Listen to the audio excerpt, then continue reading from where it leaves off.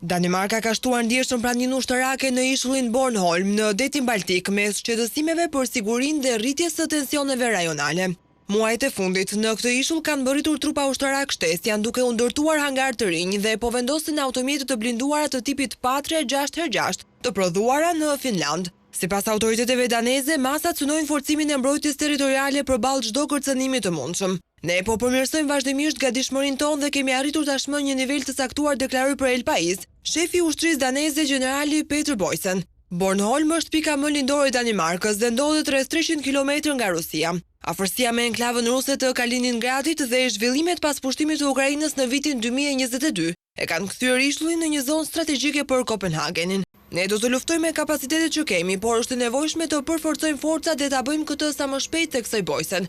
Këtë lëvizje vjen në një kohë kur Danimarka përballet me një situatë të pazakontë dhe në anën tjetër të mbretërisë. Groenlanda, territori i saj me një nivel të lartë veçqeverisjeje dhe ishulli më i madh në botë, është bërë objekt deklaratash nga presidenti amerikan Donald Trump, i cili ka përsëritur se nuk përjashton marrjen e kontrollit të saj në mënyrën e lehtë ose atë të vështirë. Kjo ka krijuar një realitet të ri gjeopolitik për Danimarkën, e cila gjendet mes Rusisë në lindje dhe Shteteve të Bashkuara në perëndim. Për herë të parë në 80 vite ne ndihemi të kërcënuar nga të dy anët, deklaroi Jonas Parello Plesner, ish diplomat danez dhe drejtori i Fondacionit të Aleancës së Demokrative.